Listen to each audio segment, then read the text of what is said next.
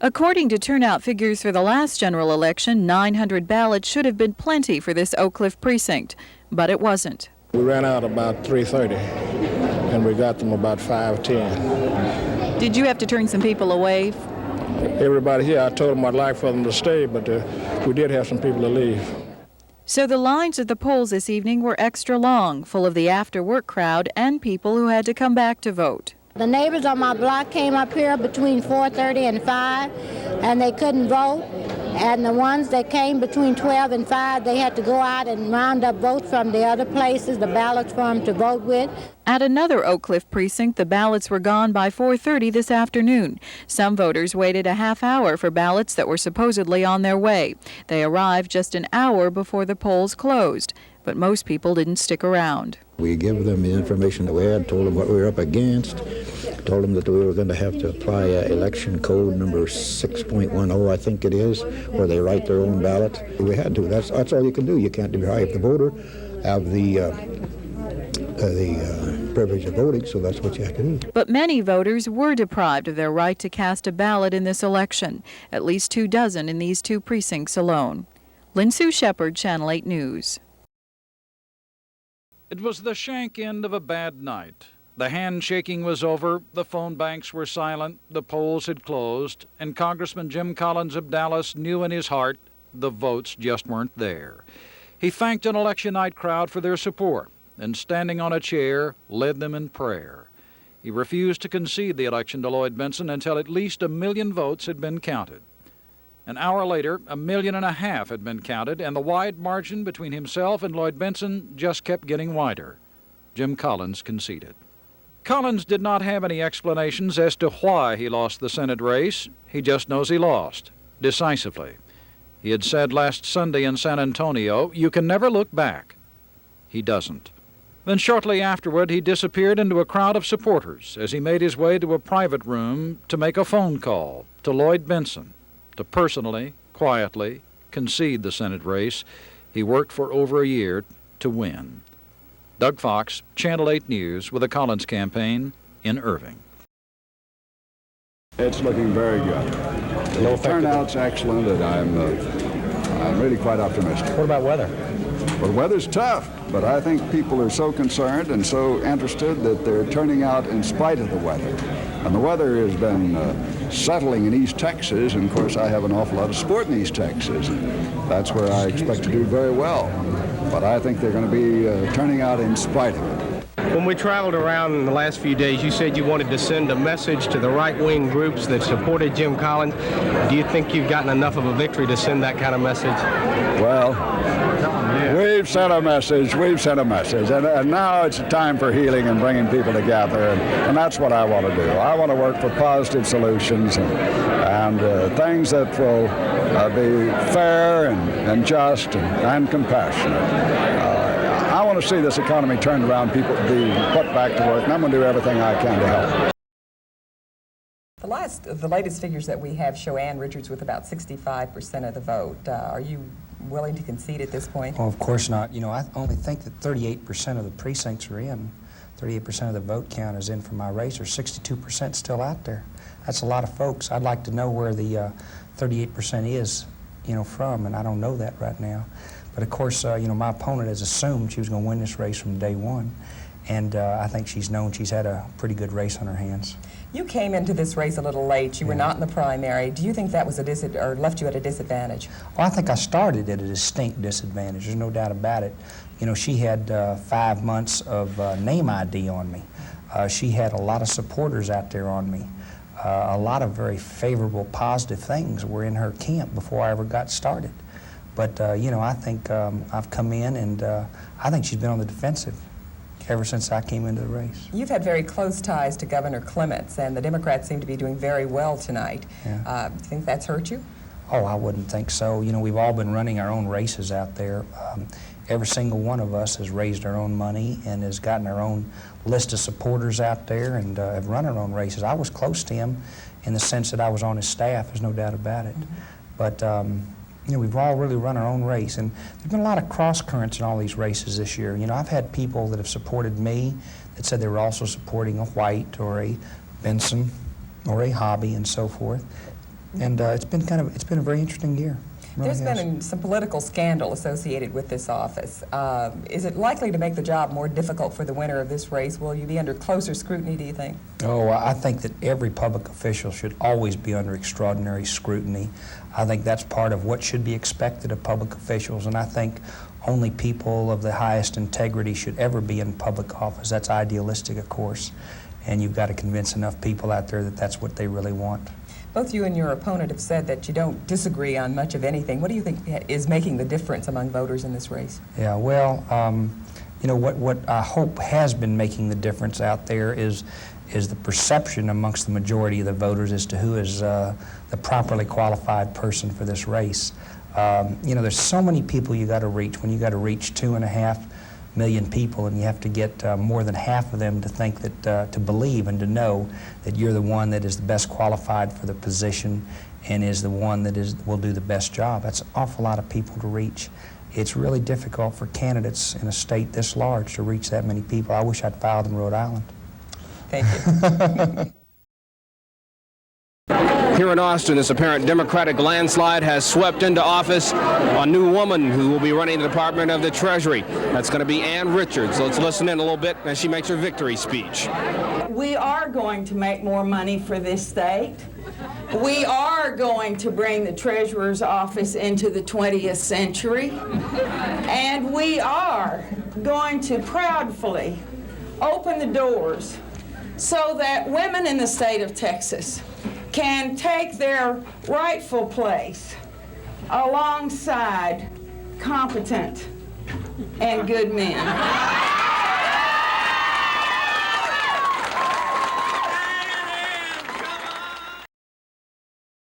The whole of it is that I don't think any of us can explain what's happening.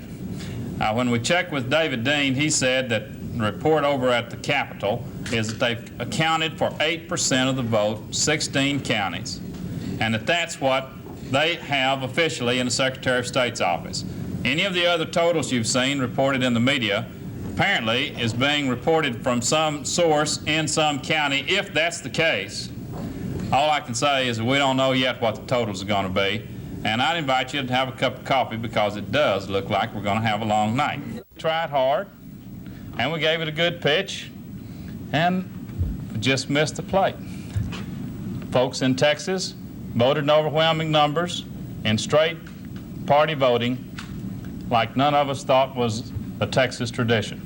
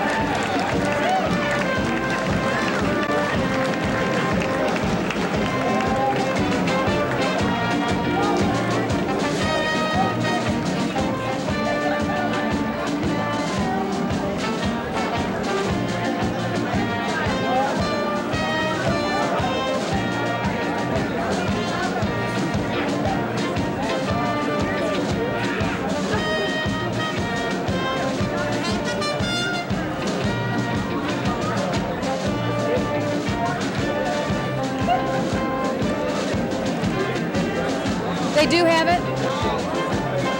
Okay.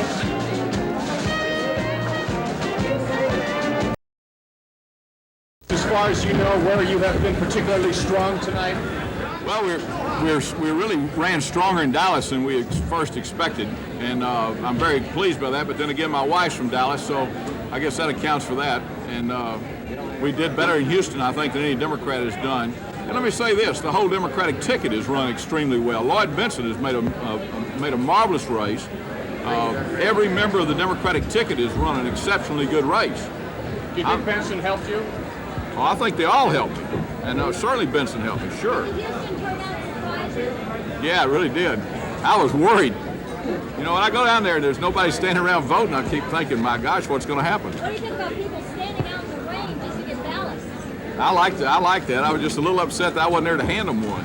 Were you as surprised at the amount of turnout as it was? Well, I'd predicted a pretty large one. I don't know what the numbers will be finally, but it looks like we're going to have one of a record breaker, and I think it's very good. That working, Nat? Hey, General, what about Clement's? I just broke it. What about Clement's campaign style? Do you think that backfired on him, the mean style? Well, I think he dropped that after the first explosion. I think that went away, and I think that it hurt. But he made a campaign. He was a tough campaigner. He still is. How about the fact that he spent $12 million? Do you think that turned some voters off? Well, it scared me. The utility issue everywhere you went really caught on. Tell us about that, and did that push you over? Well, I guess the reason I was so attuned to that issue is because I had frequently gotten electric bills in my own home that were bigger than my house payment. You thought I was just saying that on the campaign trail. It's true. And I think other people around Texas shared the same experience I had. And then I later found out from friends of mine in the business community that their electric bills in their businesses was oftentimes bigger than their rent payments. So it became an issue that was even broader than a consumer and a homeowner issue. It became one of really the whole business economy in Texas was going to maybe rise or fall based on whether we're going to regulate utilities properly in this state. And right now we've seen the utility companies have been on a free ride for a long, long time. We pay higher rates here in Texas than any other of our sister states that join our border. And internally, we've seen some tragic managerial mistakes being made, all of which seem to be passed along to the consumer. I'm frankly tired of that, and I think the people of Texas were too, and I think they spoke loudly about it tonight. I didn't hear you say it at the podium, so can you say it now? Have you won? Are you the new governor-elect of Texas? I believe if things continue as they have, that we'll be the winner. Yes, sir. What are your feelings right now, though, being governor of Texas? This is a big moment in your life. Well, it is, and I'm very humble and very appreciative of the honor, but also the responsibility that we have these next 4 years to fulfilling those promises that were made to the people of this state, to encourage them to join our campaign and to vote for us, and I intend to carry out every one of those. Well, it looks like it may be another night like we had 4 years ago where we're going to be dreary-eyed here before we all get said and done. It's going to be a close election. We are gathering data from around the state, and it just looks like overall it's going to be a pretty close race. How do you feel about the ABC projection that White is going to win? That was done based solely on exit polling, and I've discussed this with some of the other networks, and they, at least at the time I discussed it 30 minutes or so ago, strongly took issue with how they saw the race trending out. And I don't like to see it. I'm sorry that they decided to do it, and who am I to argue with ABC? But our data seems to indicate otherwise, though I agree that it's probably going to be a very close race. What about the fact that when the returns come in at the outset showing the Republican being that close, the Democrats usually, the vote really comes in at the end? Well, so I noticed in the early numbers that it was showing Lloyd Benson at a 55-45 and Clements at a 52-48 over White, and the other candidates, Republican candidates, losing. And that may be where it ends up. It's just early numbers, and the numbers in Dallas that I've seen are not being reported yet. Show Clements carrying Dallas by, I think, 58 or 59%, right in that range. And so I think the night's young, and I think it's going to be a close race, and we've got lots of territory in front of us. Well, how would you compare, say, what your attitude might be in Washington to, say, Jim Wright and the way he conducts his votes? I imagine that I'll be in the middle of the road of the Democratic Party, and I think you could compare me probably to Congressman Frost and Congressman Wright, but it's my intention to be independent and be, I think, beholden to the public interest and not go along with all of the special interest lobby groups that I think have more than their fair share of the say about public policy in Washington or Austin. Early returns indicate that Democrat Martin Frost will be returning to Congress for a third term. The Oak Cliff Democrat has pulled off an overwhelming defeat against Republican Lucy Patterson. Mr. Frost, I understand that some of the precincts have pulled at least 2-to-1 margin in Republican precincts. Yes, I would say that clearly my margin will be over 60%, and it's just a question of what the final figure will be based on the returns that have come in. You're happy to be going back to Washington, but you're very unhappy tonight about how the election elections were handled. Yes, and first of all, I am very pleased to be reelected, and I'm honored to continue to serve this area. I am not happy at all the way the elections were conducted in Dallas County. Over 20 precincts, almost all of them in black precincts in Oak Cliff, ran out of ballots, some of them very early in the day. It took hours for the ballots to be delivered, even though thousands of ballots were sitting over in the county warehouse on Harry Hines. I'm afraid thousands of people were denied the right to vote in Dallas County because of the incompetence of the election department. And once again, Democrat Martin Frost has defeated Lucy Patterson by at least a 60% margin. I'm Robert Riggs at Martin Frost campaign headquarters in Oak Cliff. The GOP had a plan to make Lucy Patterson the first black Republican female elected to Congress. In May, when she left the Democrats and joined the Republican Party, they embraced her with much fanfare and promised to help her raise $400,000 for her campaign. In fact, she received less than $100,000. But more damaging to her campaign, she claims, is the fact that the party failed to endorse her. That endorsement could have brought some thousands of dollars from political action committees who lean Republican. As it is, Mrs. Patterson, you've run a campaign with very little money. In fact, you've incurred a $72,000 campaign debt. Do you feel betrayed by the National Republican Congressional Committee? Yes, no question about it. They did not keep any of the commitments that they made. They committed to give, well, I shouldn't say that any. They gave us the $10,000 cash, but they did not give us the in-kind that would have purchased TV time. And Polly Minor, the director for the PACs with that committee, in fact, told the PACs after we had commitments from '99 that would have brought us $170,000 for the campaign that we were not a targeted race. In my own precinct, they ran out of ballots at 4:30 this afternoon. I had asked that the election department provide one ballot for every person plus 500, and they would never have run out, and that was not done. Some of the precincts in the 17 and the 24 got only 30% of the ballots, and we had a tremendous turnout, and people left and didn't vote. So that the results of this election really will be endangered by whatever happens, but win or lose, I am going to go to court and I am going to challenge. I believe we're going to win. We had a very strong campaign, we had very strong commitments from the community, and I believe that I'm going to win. So far, so the results have not shown that. With 50% of the precincts in District 24, Lucy Patterson is trailing her incumbent Martin Frost by more than 2-1. Lynn Sue Shepard, Channel 8 News. Like most Democrats, you're doing very well in tonight's figures. The latest figures show you winning by a good margin, I should say.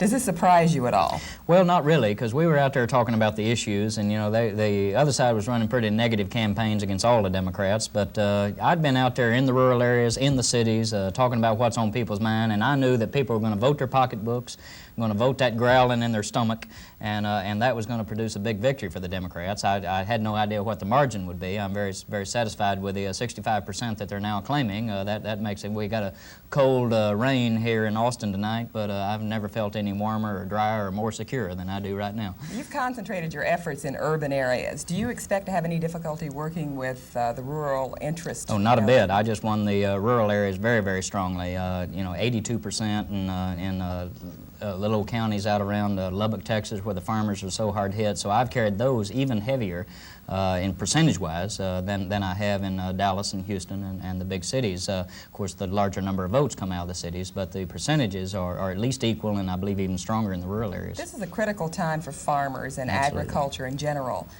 What can you do to help in this situation? Well, that's the beauty of this election, and what I've been saying to my own supporters is that this isn't the end of a campaign, this is the beginning of it. Now we're in, and now we've got to go to work.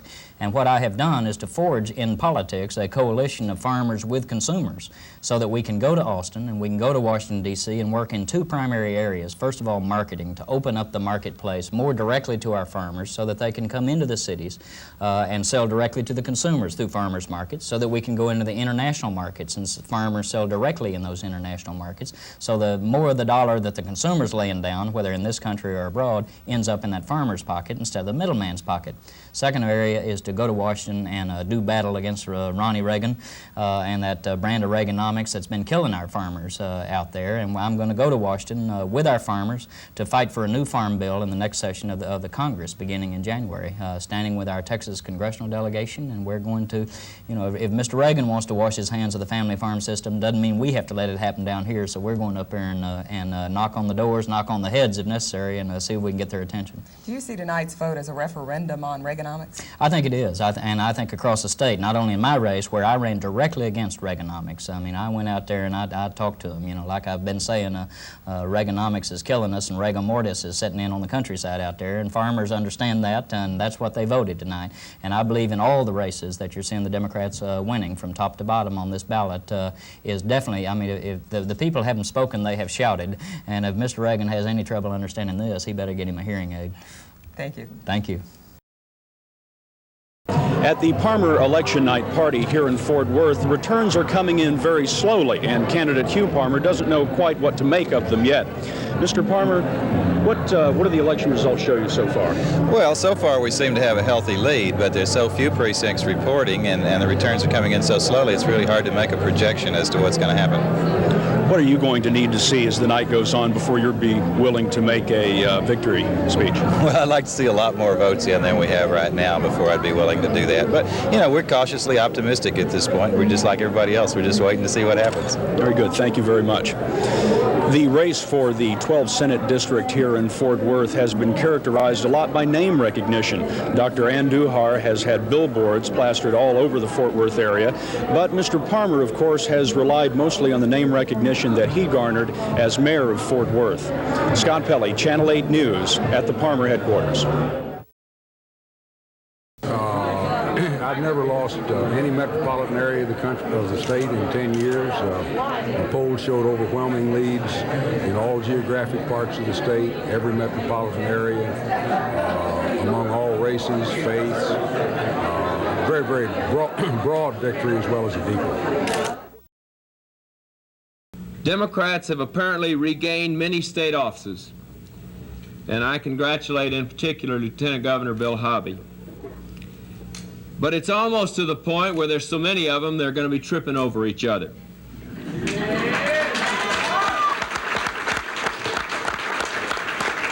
And when you think about it, when you analyze it, they've elected themselves on a platform of elect me and I will do the impossible.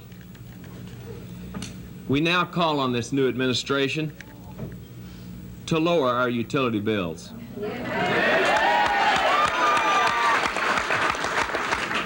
And to do something about the crime problem that exists in the state of Texas. And to restore our roads and our highways. And do all this and lower our taxes.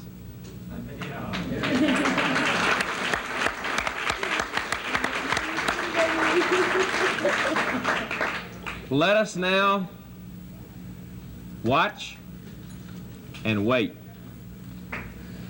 There will be a time again soon when Texans will again call on the Republican Party for effective, fiscal, compassionate leadership. And we will have our day again.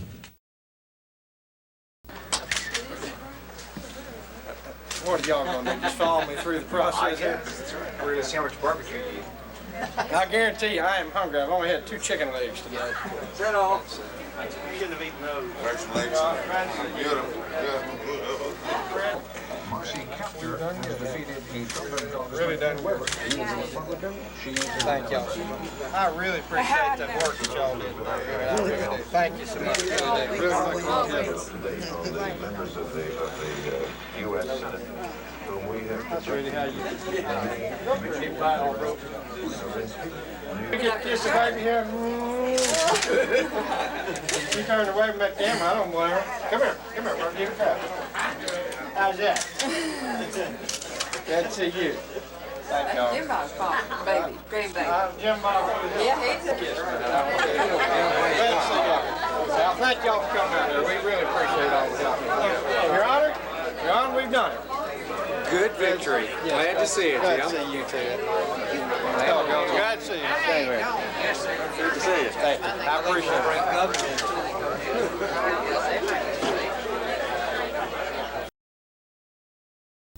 here in Austin. Looks like Gary Morrow's got a lead around 60%. Looks like he will be our next land commissioner. Mr. Morrow, how do you feel? Well, Gary, I feel great. You know, we've been running for 19 months. I'm glad to be home. How do you think you did it? Did you do it, or did the Democratic ticket sweep you in? Well, I'd like to say that, you know, I've been running for 19 months, and we developed a lot of issues, and I think we had a great grassroots organization. I'd like to say my grassroots organization did it. How about issues? Well, our issues, you know, as you know, we developed about 4 or 5 issues and pounded them home, and I think the people of Texas responded to those issues. I think the message is that the government of the United States is not supposed to be rigid and inflexible and insensitive to the needs of average people. I think the message is that we want to get Americans off the unemployment rolls and back on productive payroll.